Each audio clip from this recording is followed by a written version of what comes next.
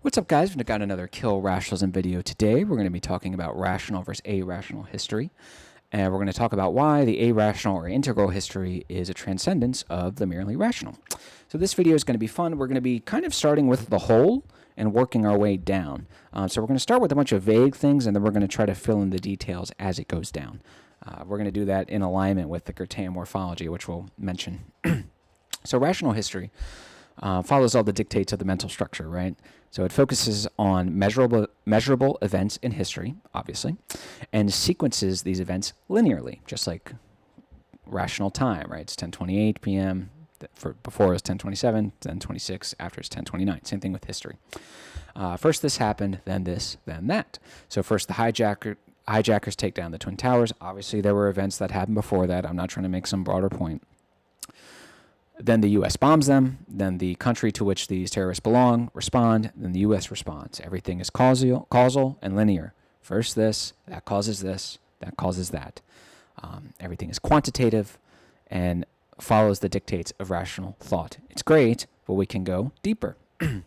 So when it comes to irrational history or integral history, someone like Arnold Toynbee, someone like Oswald Spengler, someone like Jean Gebser, instead of the purely rational, what these philosophers do is submerge themselves entirely within a culture and view it from a morphological sense, Goethe, of course, in an attempt to find the process. So please go watch my video on Goethean morphology if you want to hear this laid out in more detail. But the idea is that Goethe hated this idea that rationalists, they kill living organisms by rendering it static, isolating it from its environment, reducing it to its parts, and then trying to stitch together the parts back up. He says you kill living organisms like that.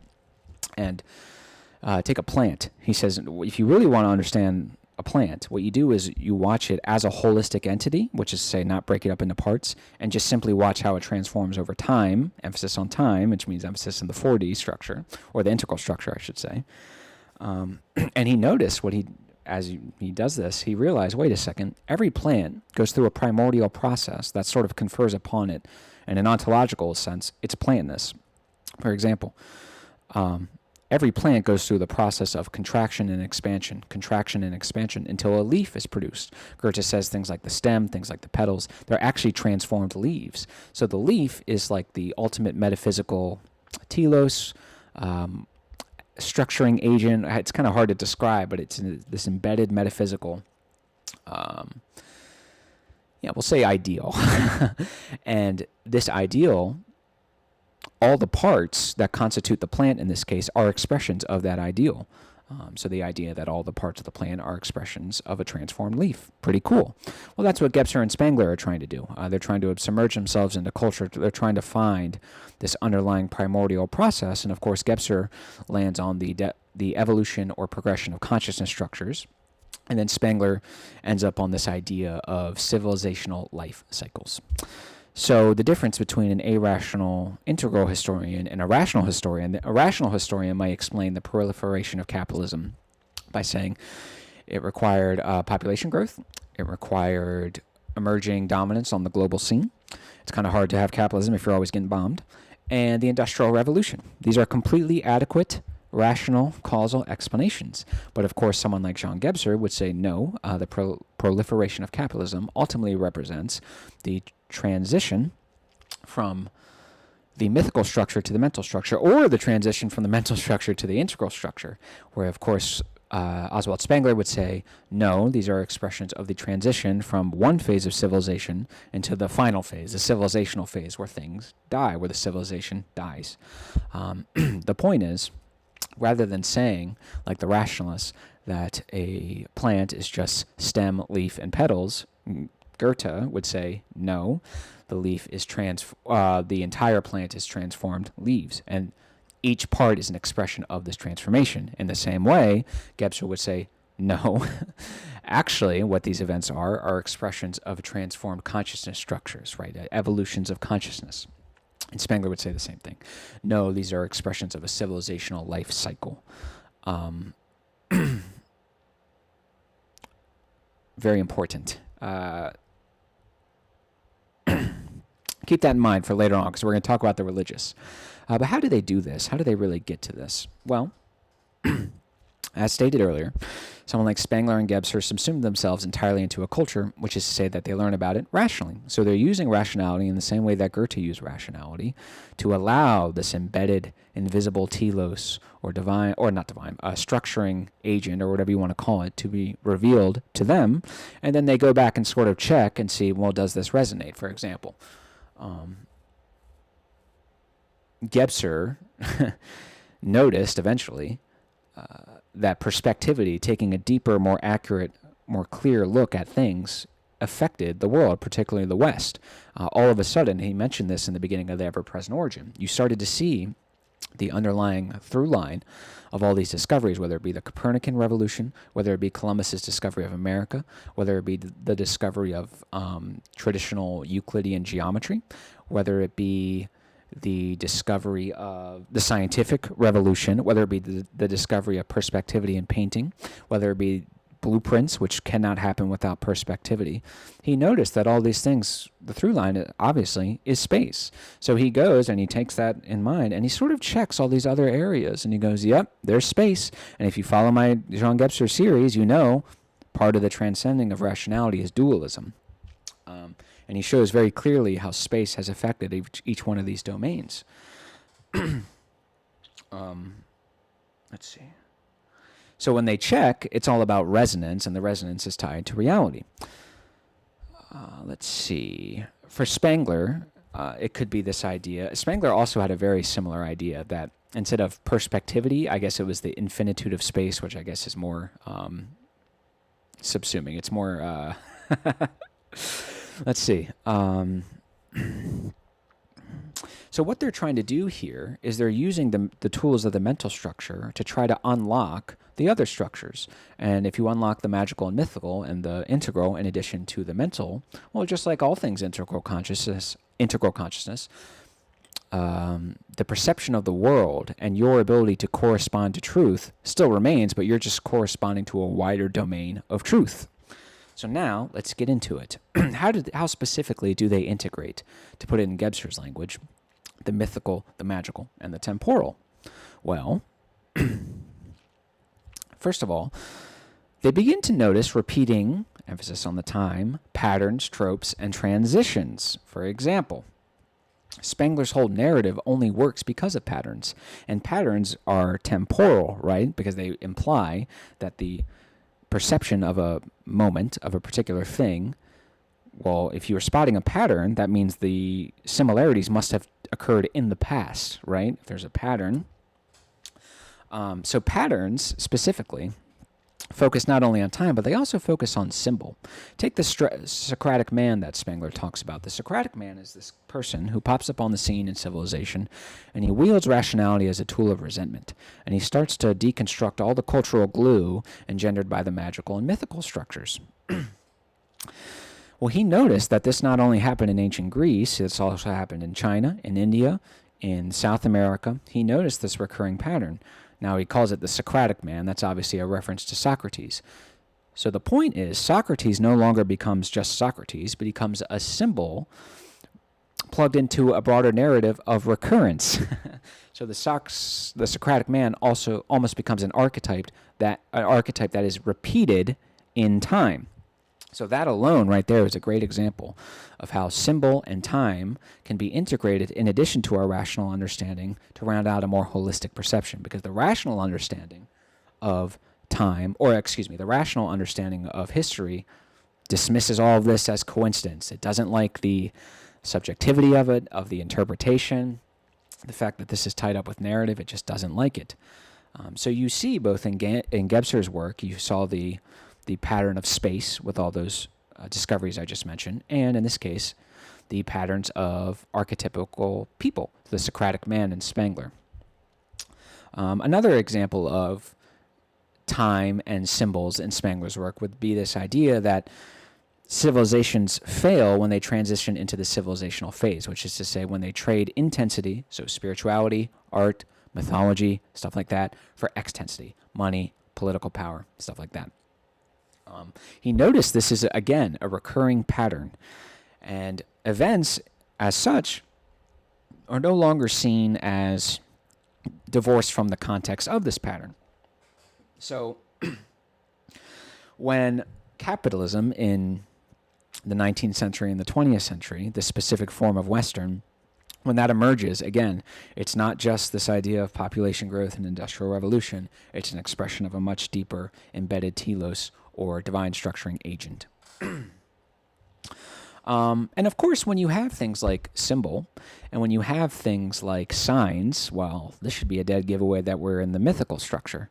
And when you have, in the case of Spengler, this idea that a civilization is similar to a living organism and that it's living, metaphorically at least, well, that's the magic structure, right? This idea of magic pre-rational vitality. Well, there you go. So in addition to the mental structure, which obviously Spengler employs, he's also able to quote-unquote unlock the mythical and magical structures, which again run out a more holistic perception. And then, of course, we know, like I said earlier, we've also integrated time, specifically with Spengler, because the idea of a life cycle, this is a particular form of temporal unfolding. Spatial objects are informed by their temporal unfolding. This is complementarity, right? So we're in space-time. We're not in space and times. We've successfully integrated the other structures and time. Great. So here's the problem. What's the problem with this? Why are rationalists so against the idea of accepting this? I'll tell you why. If you haven't noticed already, there is a real similarity, at least purportedly or on the outset, between arational integral history, Spengler-Gebser, and religious fundamentalism, a la Lady Melisandre in Game of Thrones, or your idiotic fundamentalist Christian neighbor. What are the similarities? There are 2 points. 1, both believe that, underlying the rational surface, an immanent telos exists that creates and structures events as they unfold over time. Okay? That's number 1. Both, underlying the rational surface, an immanent telos, or ideal, whatever you want to call it, exists that creates and structures events as they unfold over time. Number 2, both, to differing extents, interpret measurable phenomena as signs validating the existence of said telos, as differing expressions of said underlying telos. So, the similarities. Number 1, the world is already meaningful. It's not neutral, like the rationalists say. Embedded in the world is an invisible, structuring whatever that necessarily creates these events. That's number 1. Number 2, once these events are perceived, they are interpreted as signs validating this telos. Okay? So there are similarities. So when Spengler says person X, let's say Alex O'Connor, the Socratic man, is not neutral, but a necessary manifestation of a civilization's life cycle. Alex O'Connor must be the way he is, because that is the way the civilizational life cycles work. It just is. Well, and if to the untrained, that's a very similar way of viewing the world as Lady Melisandre does when she says that the battle, right, between the Boltons and the Baratheons, that's not actually a battle explainable by 2 tribes claiming exclusive power. It's actually an expression of the underlying divine telos, or the prophecy laid out by the Lord of Light, right? So the Lord of Light in his godly ways are necessarily creating this battle. I think these similarities right here prevent rationalists from engaging with Spengler, with Gebser, with Goethe, with Toynbee. And I think they make a huge mistake because the differences of how they got there are decisive. And everything depends on how they got to the existence of this underlying telos or progression or narrative, not necessarily on the existence of the narrative per se. And now we get to the real content of this video, the key differences between the two. The irrational and the irrational. These are the 2 differences. Lady Melisandre, your religious fundamentalists, they occupy the irrational, whereas Spengler, whereas Gebser, they're in 40 irrational world. So let's recall our similarities that we just talked about. Both believe that, underlying the rational surface, an immanent telos exists that creates and structures events as they unfold over time. The difference, of course, lies in methodology. To Gebser and Spengler, the underlying narrative is not inculcated from rational and causal feedback systems, but revealed by them. To Gebser and Spengler, the underlying narrative is not inculcated from rational and causal feedback systems, but revealed by them. Gebser and Spengler allow the underlying process or telos to be revealed to them, whereas Melisandre insists on imposing a revelation from top down, that is, dogmatically. Gebser and Spengler do not reject rationality but lean upon it heavily. They reject exclusive rationality. Melisandre negates rationality altogether, making her little more than anything other than a delusional fundamentalist. So that is the key difference, at least in terms of the first similarity. Gebser and Spengler, they did not, and we're going to make this point later on, they didn't appeal to Zeus to come to their little narratives, right? They appeal to events and measurable phenomena happening in reality. They're appealing to rationality to a large extent. They're not just appealing to that, but they are appealing to rationality. Whereas Melisandre and the religious fundamentalists, they inculcate themselves from rationality. They negate rationality.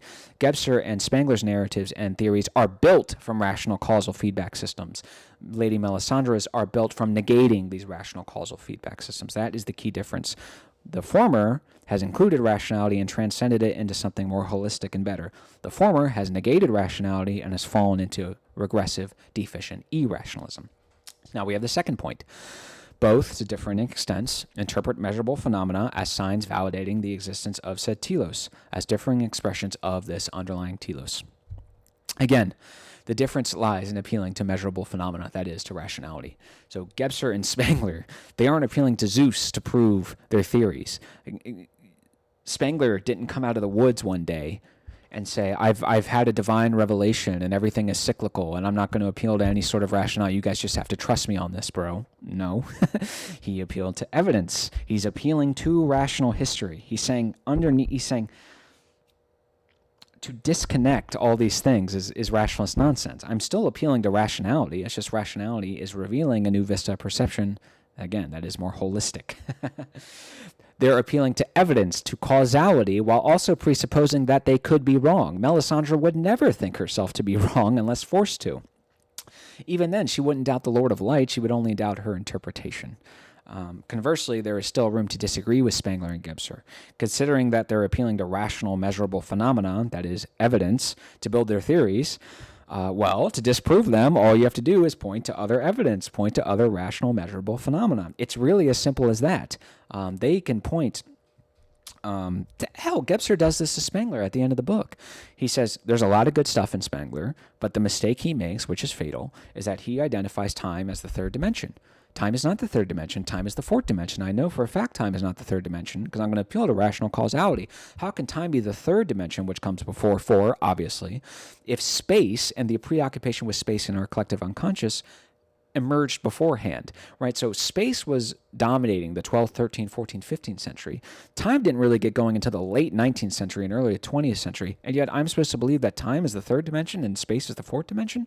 No, it doesn't make any sense. The point is, Gebser did not just appeal to, some Zoroastrian Ahura Mazda or Angra Mainyu or Zeus or Hydra or something like that. No, he appealed to reality.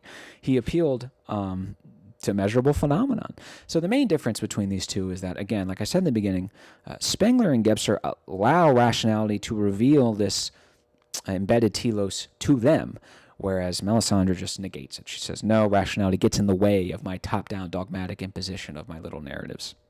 And to put a final bow on this, the rationalists do this too. And they can't help themselves. Why can't they help themselves? Because Gebser's insight remains. The pre-rational, irrational, and now irrational are present and efficacious at all moments in our lives. So you would expect historians, rationalists to do this even if they claim not to. For example, remember that Sydney Sweeney American Eagle ad?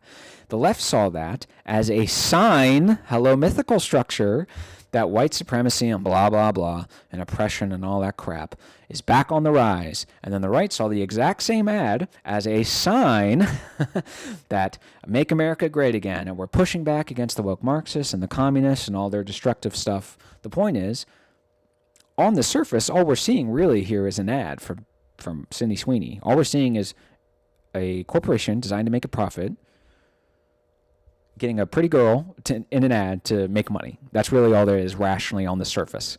But of course, both sides here are saying, no, this rational surface level event is an expression of a deeper structuring agent or narrative or whatever. So yes, even rationalists do. The only problem is when you do this and it counteracts their understanding of history, then they like to play this game of no, only the strictly causal, only the strictly linear. We're not allowed to have any interpretation or any narratives. But then, of course, they see Sydney Sweeney on an ad, and all of a sudden, all the interpretations come out. So I hope you guys enjoyed this. I hope this was somewhat enlightening. And, man, it took me like 3-4 times to get this video done. I don't know if I was struggling. The first time I just wasn't very articulate. The second time, it was just a low-quality video. I was listening it back. I was like, this is terrible. It's so repetitive and so disorganized. The third time, it was kind of the same, and now hopefully this fourth time, it was much better. I love you guys very much. I will see you soon, and thank you guys for continuing to watch. Thank you.